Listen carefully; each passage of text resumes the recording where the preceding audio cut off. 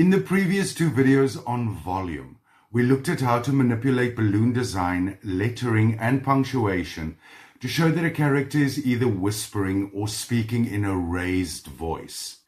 In today's episode of Say What, we address one of the most recognizable dialogue balloons in comic art, the Scream Balloon. My name is Vernon. Welcome to Toon School. The Scream Balloon showcases dialogue that escalates into screaming, shouting, or speech driven by heightened emotion. Also known as the shout balloon or the burst balloon, a name given to it by comic book legend Stan Lee, a man who did know a thing or two about dramatic dialogue and explosive storytelling. The balloon is recognized by its chaotic, spiky shape, created by a serrated zigzag outline. The points can be adjusted to conform to the copy inside the balloon or to the composition as a whole. My points sometimes tend to be a little bit long, which doesn't always leave enough space for the typography, and sometimes just really messes up the composition, takes up unnecessary space within a composition. Then one can also use a heavier outline to further emphasize the volume, and then the pointer can be adjusted according to the artist's needs. So you can have a straight pointer, a curved pointer, or a zigzag pointer that would complement the shape of the balloon itself. The I Believe collection celebrates the things that inspire us, comfort us, and spark our sense of wonder.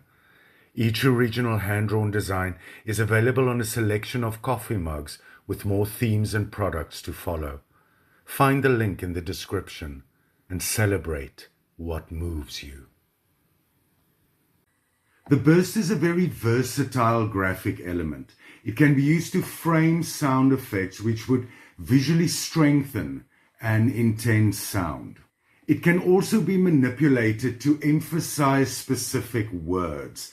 I love using this, especially when you're working with a character whose emotions are all over the place.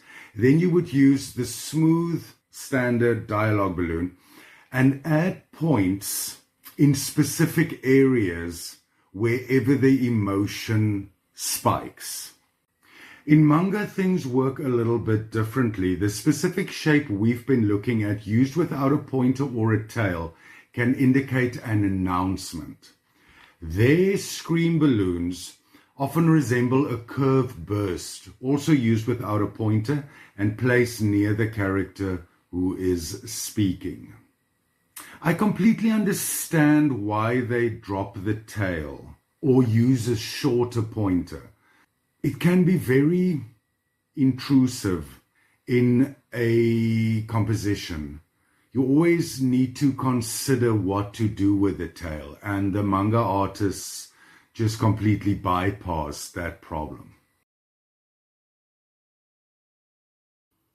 When words explode, the dialogue balloon becomes part of the sound, and the Scream balloon is a powerful example of how sound can break the shape of the balloon. This does bring us to the end of our three-part exploration in depicting volume in cartooning and comics. Stay tuned for our next episode of Say What, where we'll move on to thought balloons.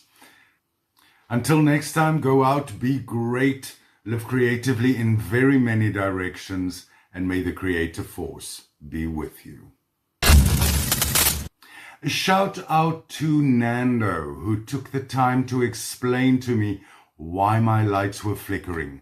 Apparently science. I want to say who knew, but Nando did.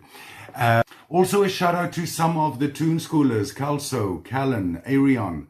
Hope you guys are doing well, that you are drawing up the proverbial storm. Creative force, all good things.